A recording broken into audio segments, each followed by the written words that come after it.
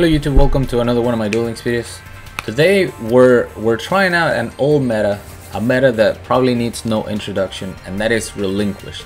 I wanted to see how I would do, against the big dogs of the meta that it is today, mainly for hires, Amazonas. Noble Knights are kind of, seeing some play.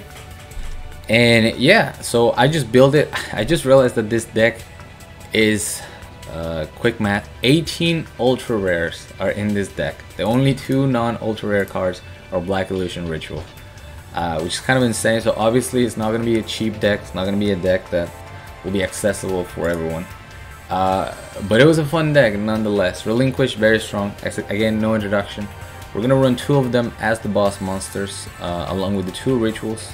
For the searchers, I went with two Senju, two Sonic Bird, and one Gishki Chain. I do have a third Sonic Bird, but I just went with the Gishki Chain for the 1800 beater, and because if you don't have anything else to search, you can always just rearrange your deck and maybe get that one spicy tech that you need, something like Witch Raider or maybe a Divine Wrath even. The reason why I'm running two Lava Golems is because I was thinking the biggest threats to this deck is not being able to use your Black Illusion Ritual. So if they have spell negations, Silent Magician, if they have Whiz, those are huge threats, because as soon as they negate this, then your whole play is dead, your whole deck is dead. So I was thinking, okay, they're always gonna have a Whiz and some of their for hire monster that special summon the Whiz, so you can always Lava Golem the both and go for Relinquish after that. That was kind of the reasoning behind Lava Golem, being able to deal with multiple threats, but mainly Whiz is what I was afraid of. 3 Kuribos for protection, and they're just great because they mitigate the ritual summon cost, being that you can use it from your hand to protect yourself from an attack, and then you can banish it from the grave to ritual summon the Relinquished. 3 Pelezo and Canadia again, this is a very expensive deck, but Canadia is just too good. It's very good against for hires, is real good against Noble Knights, and it's just a great utility card.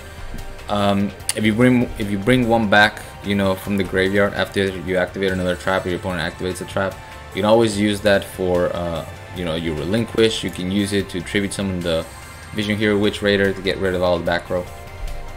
That's why Witch Raider isn't here, by the way, because I don't have any ways to deal with back row.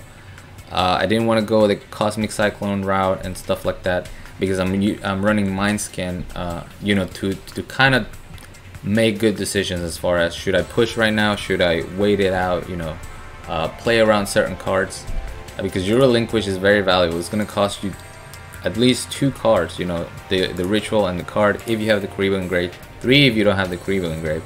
So playing around certain back row it's very powerful, especially with things like Treacherous Trap Hole running around.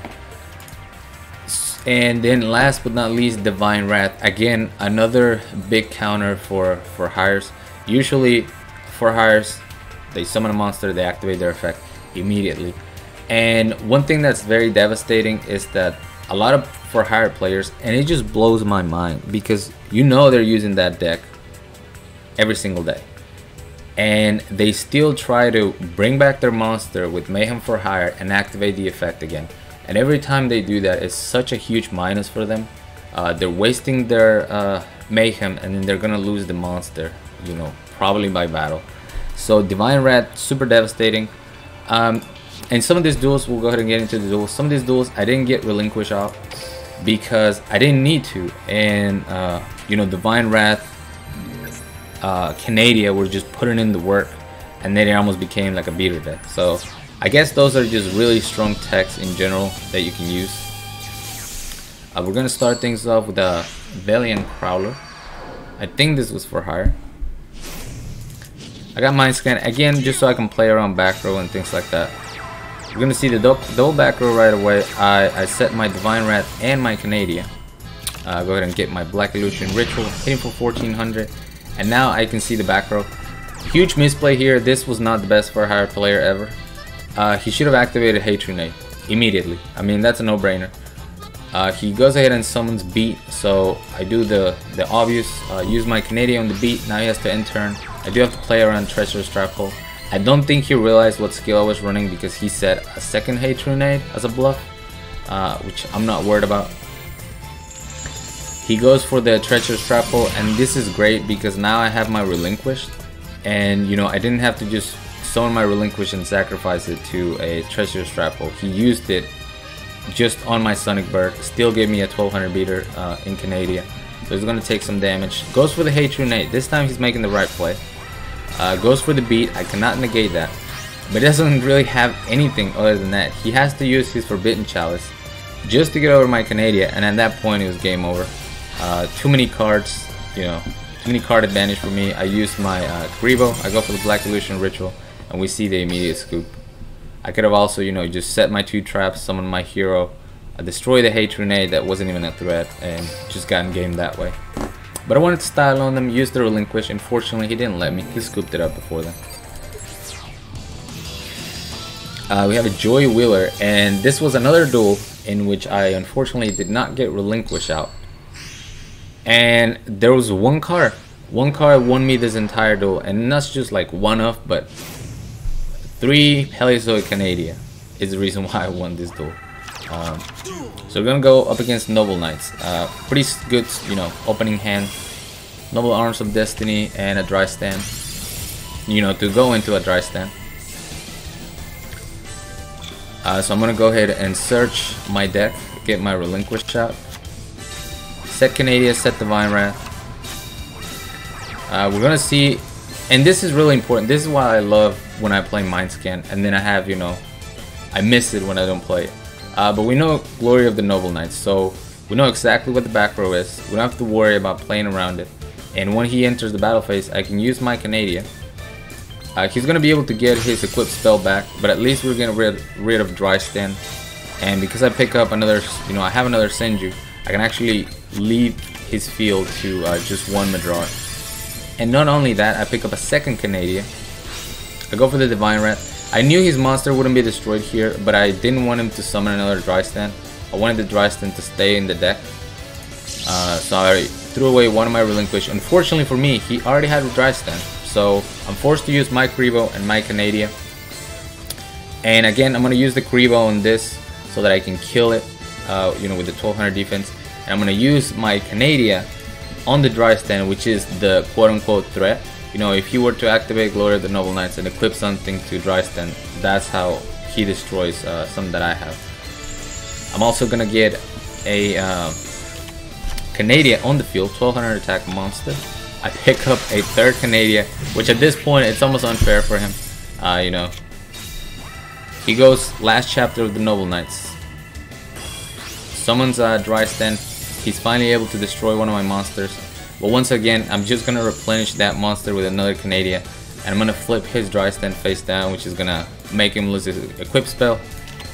His quick play is, you know, not a factor at this point. We're going to hit him for 2600. He sets a card. I think he was trying to bluff it and then realized that I had the Mind Scan and then just scooped it up. So yeah, 3 Paleozoic Canada is kind of OP. If you guys didn't know that already. We got another Kaiba, which I'm pretty sure was for hire. Kaiba and Crowler for hire. Sadly, it's a lot of what you'll see on the ladder these days.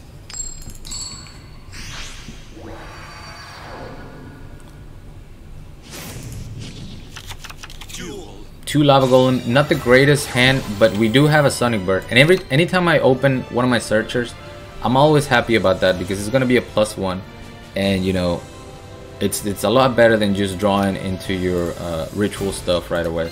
And I have the Divine Wrath, so I can easily discard one of my Lava Golems, which is what I do here. I use my Divine Wrath on the Donpa, get rid of the monster, and this is what I'm talking about. Like, if you're gonna play this deck, just learn how to play the deck. Realize that you cannot activate this effect more than once, even if the effect is negated. So he wastes his Mayhem for hire to bring back a Donpa, realizes he can't activate effect, and not only that, I get to bait out the Floodgate Trap Hole with my Gishki, pick up my Relinquished. So I could have stole, you know, this Donpa, but there was no reason to.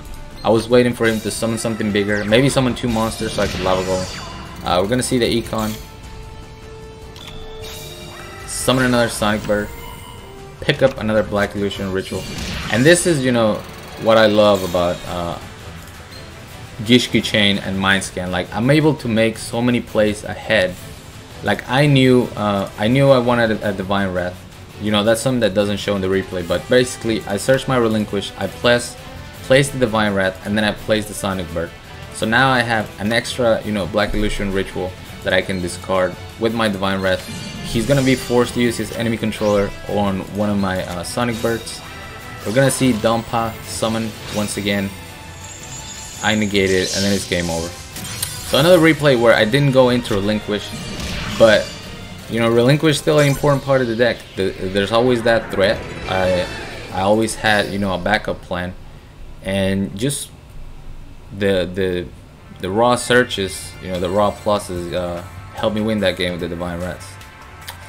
Paradox Brothers is next.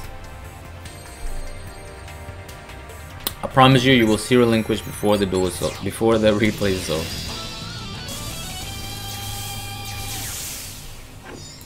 We're gonna go against Paradox Brother, and this duel was kind of weird because of the deck my opponent was playing. He's playing that Cypher burn deck, where, you know, you have a ton of Spike Shield, Spike and Shield, and then you just attack into this and take a ton of damage. So because I knew what he was doing, and because I bricked pretty bad, I have to rely on my Canadius just to, you know, save myself some life points. He's not using any other cards. So I'm gonna go ahead and use my Canadia to survive here and also get a monster. So now I can actually go into my Relinquished using the Canadian monster if I want to, which I do. I go ahead and summon Relinquish in defense mode and steal the monster. And I did this mainly because, like I said, I knew what he was gonna do. I knew what his win condition was. So if I try to attack into a monster that's gonna have Spike Shield with Chain, I'm going to lose. So go ahead and steal the monster, hit him for 1400. We're gonna see 3-star the motion, and there were so many ways for me to win this. If I could have just attacked with my Relinquish or attack with this. If he activates his effect, you know, whether that's a Sanga or Sujin or Kasijin, I think is the other one, I could negate it with Divine Wrath, but I pick up a Senju, so there's not even a need for me to do that. I'm just gonna go into a second Relinquish, tributing my existing Relinquish to steal his monster and attack for game. And when he sees that, we're gonna see the immediate scoop. I don't know why he didn't play any other cards. I don't know why he didn't go more aggressive and, you know, just try to end me. But it was a pretty easy win once I realized that he was just gonna stick to his win con and, you know, not set anything else. I don't understand. He had 5 cards in hand. I'm sure there was more traps in there, unless he, like, you know, had the worst brick ever. But this last one is gonna be yet another for hire replay. But this one was spicy. We'll save the best for last. Duel. So not the greatest starting hand, but I have plenty of ways to survive with the Kribos and the Divine Wrath. And picking up a Gishki is great because I'll be able to set my deck up. I pick up a Black Illusion Ritual. I think I had 2 Sonic Birds coming up. So yeah, I had 2 Sonic Birds coming up. So I felt confident getting rid of my Black Illusion Ritual because I knew I was about to search another one with a Sonic Bird. That was also going to let me shuffle the deck, so if I had a brick coming, you know, I fixed that as well. And because we see the Wall of Disruption, we can simply leave the Gishki Chain in defense mode and attack with our Sonic Bird. He uses the Wall of D, goes for Whisk, and here's the threat that, you know, I'd been thinking of when I started building this deck, but I also have the answer. I already have the Lava Golem. Goes for the beatdown. I decided not to take a ton of damage to keep my Mind Scan on. I'm gonna go ahead and go Senju, and the only problem is that if you normal summon or set, you cannot use Lava Golem, so I have to wait an extra turn to make my play. But I can afford that because I'll have 2 monsters, you know, to eat up the attacks, and I also have a Sphere Kribo, so I'm feeling pretty good right here.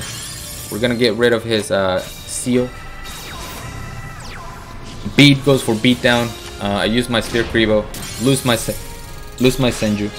And this was kind of tough because I saw the Widespread Ruins, so I still had to go with my Lava Golem play.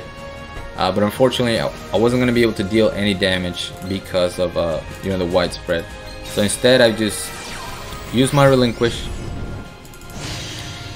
I still summon it in attack mode, so you know, he can be at a full 3000, because otherwise one Dyna with beatdown would have been able to get over it. Look at that animation, man. So yeah, I summoned that in attack mode, put a big 3000 beater on the field, and I just waited out. We're gonna see the Recon, not a threat. If it was Dompai, it would have been a threat. He can't even summon anything. This was more of a bait, you know, for me to attack into the Widespread Ruins. But luckily for me, I pick up Witch Raider, and I decided to just go for it. Destroy the Widespread, destroy his Recon, and put him in top deck situation. He got his own Kuribo, which you know, kind of sucked, but I was still confident that maybe I had this. I pick up a Pelizoic, so even if he picked up, you know, a Beat, a Dompa, whatever, I had the answer for it. He ends up bricking, and I just win the game. But yeah, I think I was able to use every card in the deck, which I always like that, you know, when the replays are able to show every single card that the deck had and how it was useful. Like, you got to see, you know, when Divine Wrath was key. You got to see that clutch from Vision Hero Witch, even though it's just a one-off. You got to see my Gishki chain plays. Overall, I'm pretty happy, and I hope you enjoyed this video. Thank you so much for watching. As always, like, comment, and subscribe if you want. Join my Discord if you haven't. The link will be down in the description, along with my PayPal link if you guys want to support my channel, support my content. I really appreciate that. And till next time.